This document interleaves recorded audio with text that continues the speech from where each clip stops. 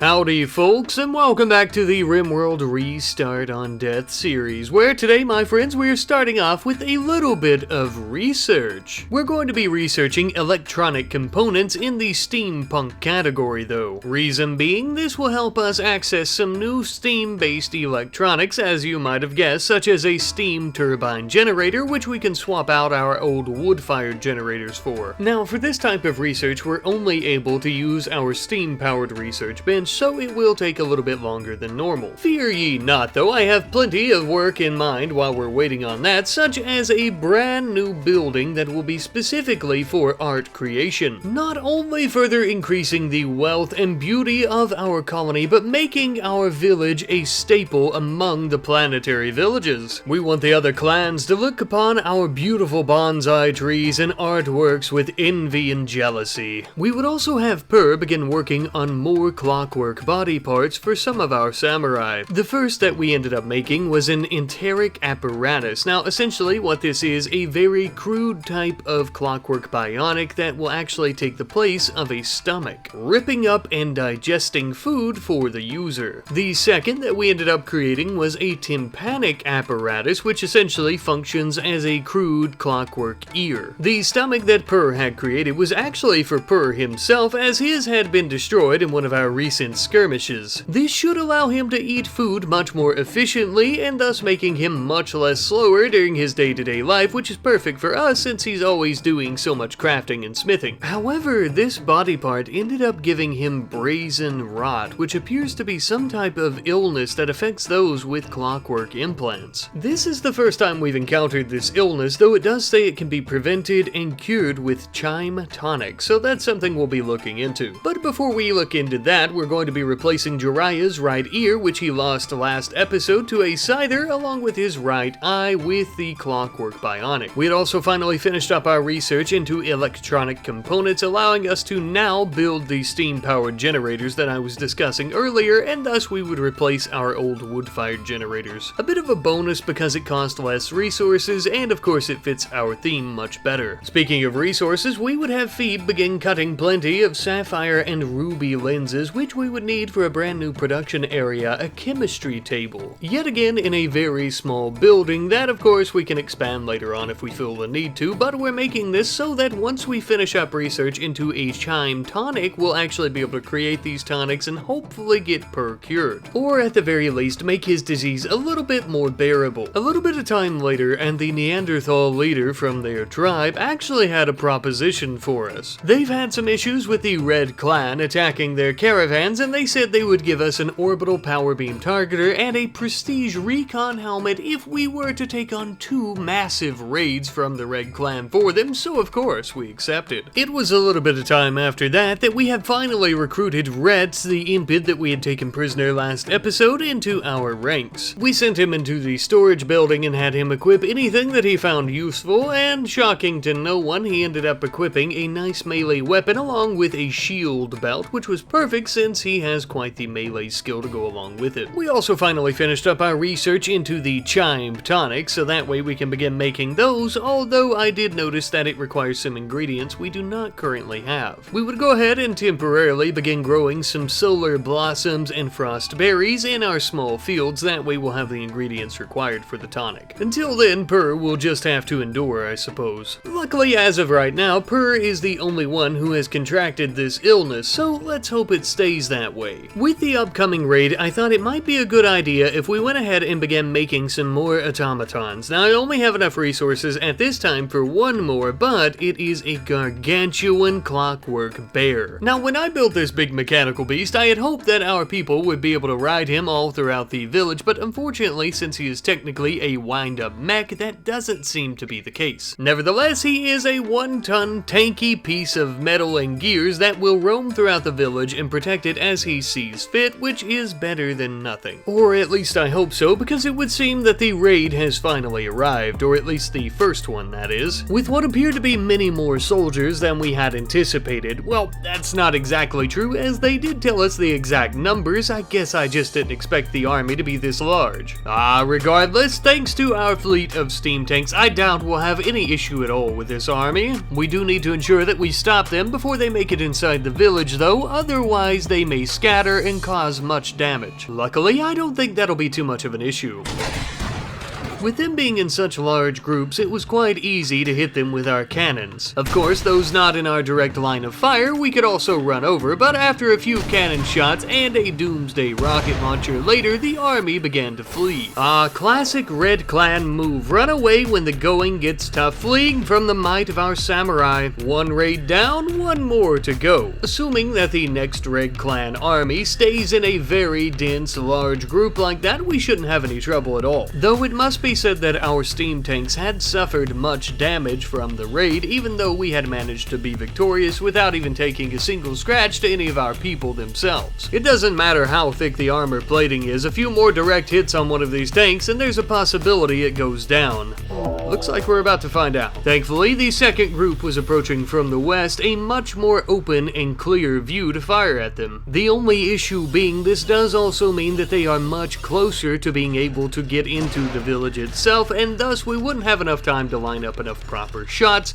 so we just kind of winged it and started running them over as best we could. And as their pathetic, helpless little bodies bounced off the side of our tanks, I think they realized it might be a good time for them to leave. And with that, my friends, we have defeated a second Red Clan raid. And not only that, we've also gotten the items that the Neanderthals promised. How they got their hands on a power beam targeter and a recon helmet, I'll never know. But I'm not one to ask questions when I just get something as powerful as this and such a nice helmet, of course. I ended up giving the orbital targeter to Laz just in case he were to need it, since he is our golden boy here. I ended up giving the recon helmet to Sinju just before she ended up collapsing on the ground due to her wounds, but don't worry, she'll be fine. Because she is essentially our sniper, I thought it might be best to protect her old dome from any counter snipers. Now, before we began working on any projects around the village once more, I made it priority number 1 to ensure that we repaired all of our tanks in a timely manner. As you can imagine, if we were dealing with the Red Clan raids that we had just taken down without our tanks, we would have been absolutely toast, and that's why we need to ensure that we don't lose any more of them. Once that was finally completed though, I wanted to try to expand the village a bit more, but I didn't want it to look kind of stupid if we dug under the mountains and just had some wooden shacks under there, so I decided to actually start building some more residential housing in the southern part of the village where we're keeping our cows. This was interrupted though.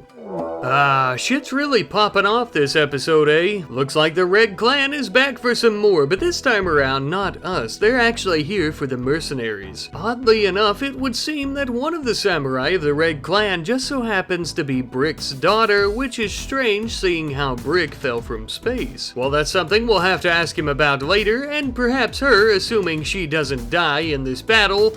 It would seem that the Red Clan may have them in numbers, but obviously not only do the space mercenaries have a technological advantage, it would seem that they actually have Warcaskets upon some of their soldiers. An interesting and powerful military technology that is far beyond anything our steampunk tech could create, I believe. Perhaps if we're lucky, enough of the samurai will be able to down one of those big bastards and we could salvage it from them, who knows. I'm not going to get my hopes up though, that's for sure. These absolute behemoths were incredible. They were like walking steam tanks, even walking challenges perhaps. It would seem that they have easily dispatched of the Red Clan army that was here, and they were no trouble for them at all, which doesn't really come as a shock, I suppose. While they were looting the bodies and killing what remained of their enemies, I thought this the perfect opportunity to try and exploit their vulnerability. We brought the tank fleet over and began testing them against these mercenaries and their power armor. Let's see how strong it really is. They were still much faster than us, unfortunately, but I had managed to ram one into a rock wall which crushed his head. We tried to run them out of the area, all except for one of them who we had hoped to maybe try to corner and down, that way we could extract their armor from them. Or perhaps at the very least we could try to recruit him, but he was proving quite difficult. Our tank was on fire and he had easily absorbed the pressure from the steam turret itself. The bastard was clever. We had lost our altered comrade tank once more, and thus we tried chasing him down again. It seemed the only way to stop him would be to run him over, but unfortunately he ended up getting away before we could even come close to hitting him. Laz had been severely injured as he was in inside the altered comrade tank when it finally collapsed from all the fire. He was mostly suffering from some pretty severe burns, but as long as we tend to him now, he should be fine. Here's hoping for no infections. Now with all that chaos behind us, we can finally finish up the southern section of the village that we are creating, and with this addition we should have around about 5 or 6 new houses for any new members that we end up recruiting. And I was pretty happy with how it all turned out, though there is always room for improvement in the future. After about a day or so, we also finally had plenty of our solar blossoms and frost berries, and we'll begin making a frost and solar essence out of them. The two main ingredients for the chime tonic, as you can see here. We would go ahead and have Purr drink the tonic, and as you can see here, his illness appears to be cured, though I'm not sure if this is temporary or not. Though as long as it's keeping the illness at bay for now, that should give us enough time to make plenty more tonic for him. Since we lost our altered comrade tank, I decided to go ahead and replace it with a brand new tank, but this one is an indomitable tank. I had mentioned building one of these towards the end of last episode, as this tank's one and only specialty is ramming, which appears to be something we do quite a lot of during battle. We have built this tank and we plan on using it to achieve more conquering of the space mercenaries, as we need more of their weapons and armor to help us. We're going to be traveling a good distance north to attack yet another of their settlements.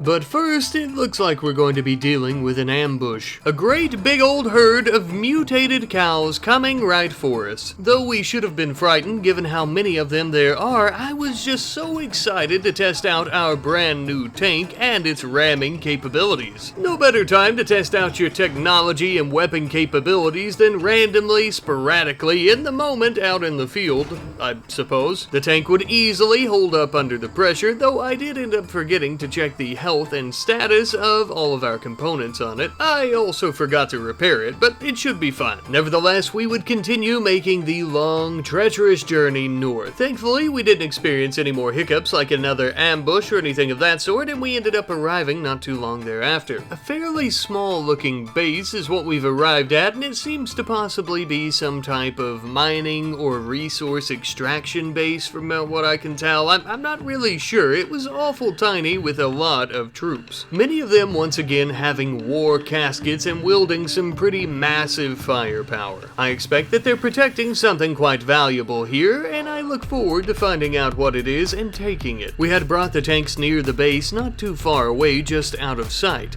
Though I must say, I hope to not even have to use them, as we plan on using our orbital power beam targeter first and foremost. The hope is that we can cook those big bastards alive in their Warcaskets and not even have to lift a finger. It seems to be working quite well, as at least a couple of the Warcasket users ended up dying who took a direct hit from the beam. I suppose we'll have to use our tanks after all. Such a pity. A pity for our mercenary enemies here, but I decided to use our ramming tank to try to run over several of them, and it ended up getting destroyed, unfortunately. During the chaos, Purr ran right out in front of one of our other tanks and ended up dying. Then I also realized that Laz had been killed when the tank exploded. It would seem that when the tank was hit with a rocket, it completely shredded and tore off one of his arms, and he ended up bleeding out soon thereafter. This is what I get for playing fast and loose, I suppose. Though that was kind of the point, and I do suppose this was definitely inevitable. It's kind of why we're here, right? Still, though, I am a bit heartbroken, as I hope to not end this samurai, the steampunk samurai part of the series, so early. There was still much that I had hoped to do. Everything was going swimmingly. Our village had really developed into a booming little town. Well, I guess it's time to go, though. Laz would awaken in what appears to be a pool of his own blood, though I'm not exactly sure. He was wearing some interesting attire, though. Something tells me that there are no samurai on this planet. At the very least, I suppose we have plenty of resources to work with here. Not too bad of a start in what appears to possibly be maybe a temperate or boreal forest a bit north. A small planet with a very high water level, it would seem, and very little landmass, but also with many a brand new faction action, it would seem, as well. Well, I guess we'll have to make do with what we have here. It should be mentioned, though, that Laz still, of course, has his injuries. His nose is completely gone, but his right eye, left arm, and right leg have all been replaced with some appropriate prosthetics, based on some new mods that have been completely randomized. As a matter of fact, the entire mod list has been completely randomized now. It would also seem that Laz has basically lived an entirely different life on this planet, giving him a new set of skills, though his passions appear to be the same. His age has also stayed the same. When we began the series, he was 26, and now he's 29, with him living 3 years among the samurai. Not that he really remembers that, though. Slowly over time, it becomes more like a vague dream. I hope that they're alright, though, and that they prosper even without us. Well, I suppose it wouldn't be fair of me to not show you what happened after Laz died back in our steampunk samurai world, would it? Now that all the mercenaries were defeated, they would load up Per and Laz's corpses back into the tanks and begin making the long journey back home, after also loading up all the weapons, resources, and armor that they could as well. Upon their arrival back home, after unloading all their supplies, many of the samurai would stay in the garage and try to repair our tanks as best they could, while Kona Yoshimaru would actually begin building a sarcophagus for Laz. Fitting that our leader would be buried in the same crypt that he had commissioned while still alive, of course. His sarcophagus was adorned and engraved with artwork of a beautiful cherry tree, perhaps to symbolize what they believed to be his blossoming into the next life. Little do they know just how right they are. His funeral ceremony would be held, and yet again, Kona Yoshimaru would actually be the one holding the proceedings. So it should come as no surprise that she was also chosen as the next leader when a vote was held among all of our samurai. She was one of the samurai who had been here the longest and also had both of her eyes and was also capable of violence, something that you would probably expect with a samurai. She would now be gifted a modified Neo-Samurai helmet from the Mercenaries. Every good leader needs to look the part, after all. I wish for her a long and prosperous reign as the new leader of Flowing Hills. I'm sure they'll all get along just fine without us, but I am still very sad to see them go. I had more plans for this series. I guess I could talk about those now. If this had continued in the Steampunk Samurai world here, I was thinking of adding the Empires mod and possibly even creating our own brand of Steampunk Samurai through those empires, and basically just building our very own planetary government that we would take out the space mercenaries and have all the other clans either ally with us or bend the knee to us. That was the absolute long term if we were to survive, but I mean, like I mentioned, this is kind of to be expected. We're using steam technology and we're fighting spacer technology, right? With the mercenaries, the pirates, whatever you want to call them. They are much more advanced than us, and even using their own tech against them, we struggled many a time. As you could see, our steam tanks did do quite well, but I mean, you know, it's just expected that they would buckle under the pressure of a giant rocket launcher or a bunch of plasma shots at some point. I am still very proud of what we've done here, everything that we've built here. This village is probably one of my favorite little colonies that I've ever created. The defenses and stuff like that are kind of unique compared to what I normally build, but also kind of similar, of course.